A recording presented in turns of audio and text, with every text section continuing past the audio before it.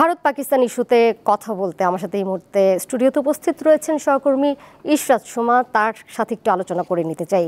সুমা, স্বাগত আপনাকে স্টুডিওতে। আপনার প্রতিবেদন একটু আগে দেখছিলাম, ভারত পাকিস্তানের সংঘাত তো বহু পুরনো। এবার যে উত্তেজনাটি তৈরি হয়েছে সেটি আসলে পরিস্থিতি কোন দিকে যাচ্ছে ধীরে ধীরে? আপনি আজ দিনভর এই ইস্যুটি নিয়ে নজর রেখেছেন, আন্তর্জাতিক সম্পর্ক বিশ্লেষক এবং নিরাপত্তা বিশ্লেষকদের সাথেও আপনার কথা হয়েছে, কি বলছেন তারা? দেখুন, যেমনটা আমরা বলছিলাম যে চিরবৈরী দুই দেশ, তারা কিন্তু 1947 সালে দুই দেশ ভাগ যখন হয়ে গেছে, তখন ওই দুই দেশ ভাগ হওয়ার পর থেকেই কিন্তু তাদের এই সংঘাতটা রয়েছে এবং এটা কিন্তু কাশ্মীর নিয়েই মূলত এই সংঘাতটা তাদের রয়েছে। আজ আমি সারাদিন যতটুকু জানতে পেরেছি যে আমি একটু আগেও কিন্তু পাকিস্তানের যে প্রধানমন্ত্রী শেহবাজ শরীফ, তিনি কিন্তু জরুরি বৈঠক করেছেন, নিরাপত্তা বৈঠক করেছেন। সেই বৈঠকে কিন্তু তিনি পাকিস্তানি সেনাবাহিনীকে তিনি অনুমতি দিয়ে দিয়েছেন যে এর জবাব দিতে হবে। অর্থাৎ এইটুকু আমরা নিশ্চিত হতে পেরেছি যে পাকিস্তানও জবাব দেবে এবং ওদিকে কিন্তু ভারত বলে রেখেছে যে পাকিস্তান যদি জবাব দেয় তাহলে তারা পাল্টা প্রত্যাঘাত করবে। অর্থাৎ বোঝাই যাচ্ছে যে পাকিস্তান যদি জবাব দেয় ভারত আবার পাল্টা প্রত্যাঘাত করবে এবং পাকিস্তানও চুপ বসে থাকবে না।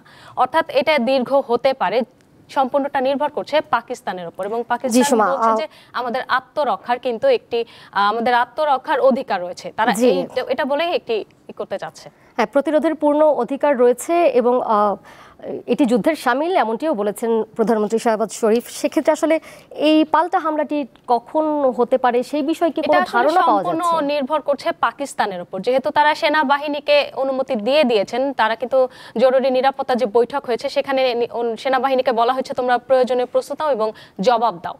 এখন এটা সম্পূর্ণ পাকিস্তানি সেনাবাহিনীর উপর নির্ভর করছে যে তারা কখন জবাবটা দেবেন। সেটা রাতেও হতে পারে, সেটা ভোরের দিকে হতে পারে, সেটা আগামীকাল হতে পারে, সেটা পরশু হতে পারে। সেটা সম্পূর্ণ নির্ভর করছে। তবে যেরকম পরিস্থিতি যাচ্ছে, বোঝাই যাচ্ছে যে সেটা খুব দ্রুতই তারা পাল্টা আঘাত করতে পারে। সেক্ষেত্রে আসলে এদিকে কিন্তু ভারতেও দফায় দফায় নিরাপত্তা পর্যায়ে জরুরি বৈঠক হয়েছে। জাতিসংঘ কিন্তু দুই দেশকেই সংঘাত বন্ধের আহ্বান জানিয়েছে। যুক্তরাষ্ট্র একে লজ্জাজনক বলেছে, ডোনাল্ড ট্রাম্প একদম শুরুতেই বলেছেন ইটস আ শেম, এবং চীন একে দুঃখজনক বলেছেন। এবং অন্যান্য দেশও কিন্তু এই সংঘাতটি যেন এড়ানো যায় যে কোনোভাবে, সেই বিষয়ে আহ্বান জানিয়েছে। সেক্ষেত্রে এই আন্তর্জাতিক চাপ কি এই দুটি দেশ উপেক্ষা করতে পারবে কিনা বা সম্ভব হবে কিনা তাদের পক্ষে এখন যে পরিস্থিতি তৈরি হয়েছে? একটা যুদ্ধ, দুই দেশের যুদ্ধ লাগলে কিন্তু ভুক্তভোগী কিন্তু আশেপাশে সেই দুই দেশও হয়, আশেপাশে সব দেশও হয় এবং সবসময় কিন্তু আন্তর্জাতিক চাপ থাকে সব দেশের উপর। আমরা যেমনটা দেখেছি রাশিয়া ইউক্রেনের উপর কিন্তু প্রচুর আন্তর্জাতিক চাপ রয়েছে, কিন্তু তারা যুদ্ধ চালিয়ে যাচ্ছে। এখন এটা সম্পূর্ণ নির্ভর করে, এটা সম্পূর্ণ পাকিস্তান এবং ভারতের উপর নির্ভর করে। তবে যতটুকু নিরাপত্তা বিশ্লেষকরা এবং আমাদের দেশের বিশ্লেষকরা বলছেন যে এটা আসলে দীর্ঘ যুদ্ধের দিকে, যেটা হচ্ছে বড় ধরনের যুদ্ধের দিকে নাও যেতে পারে, কারণ তারা সেরকম প্রস্তুতি নেয়নি। এটা হয়েছে যে কাশ্মীরের যে পেহেলগাঁওয়ে যে কাণ্ডটা হয়েছে, ভারত তার একটা জবাব নিল, তার একটা প্রতিশোধ নিল। এখন পাকিস্তান যদি পাল্টা আঘাত করে তাহলে আবার দেখা যাবে এটা দীর্ঘ হতে পারে। এখন সম্পূর্ণটা আসলে ডিপেন্ড করছে যে পাকিস্তান কিভাবে তারা একটা হামলা করে বা কিভাবে পাল্টা আঘাত করে। এবং যেটা আপনি বলছেন যে আন্তর্জাতিক চাপ, আমরা কিন্তু দেখেছি যে ইতিমধ্যে বেশ কিছু দেশ পাকিস্তানের পক্ষে চলে গিয়েছে, কিছু দেশ আবার ভারতকে বলেছে আমরা তোমার সাথে আছি, এবং তারাও কিন্তু এখানে দুই ভাগ হয়ে গিয়েছে।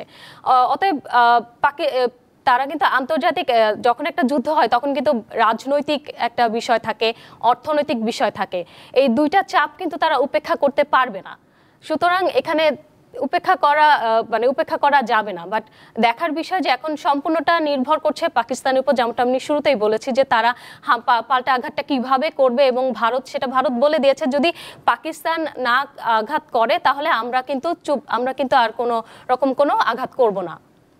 জি, আপনি আশঙ্কার কথা বলছিলেন যে কি প্রভাব পড়তে পারে। আসলে প্রতিবেশী দেশ হিসেবে বাংলাদেশ কিন্তু কোন পরিস্থিতিতে যাবে সেটি এখনই বলা যাচ্ছে না, কিন্তু আন্তর্জাতিক সম্পর্ক বিশ্লেষকের সাথে তো আপনার কথা হয়েছে। এর প্রভাব বাংলাদেশে কতটা পড়তে পারে যদি আরো ভয়াবহ পরিস্থিতির দিকে যায়?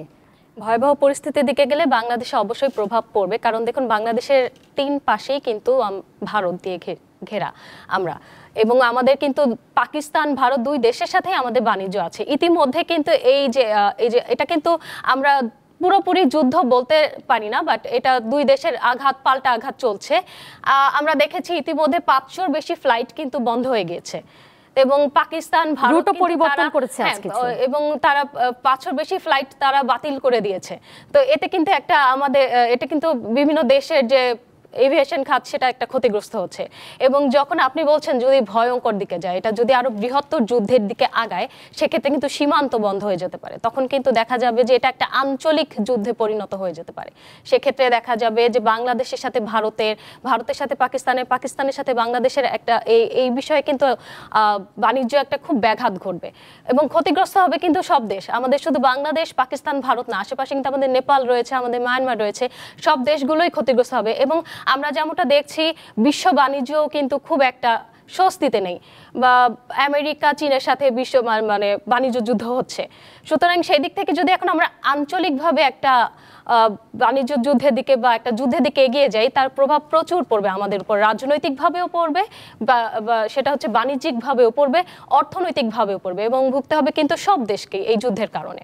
এবং একটি নিরাপত্তার বিষয়ও রয়েছে, আপনাকে জানিয়ে রাখতে চাই যে আজ আইজিপি বাহরুল আলম কিন্তু বলেছেন, পুলিশ সুপারদেরকে সতর্ক করে দিয়েছেন যেন সীমান্ত নিয়ে তারা যথেষ্ট নজরদারিতে থাকে।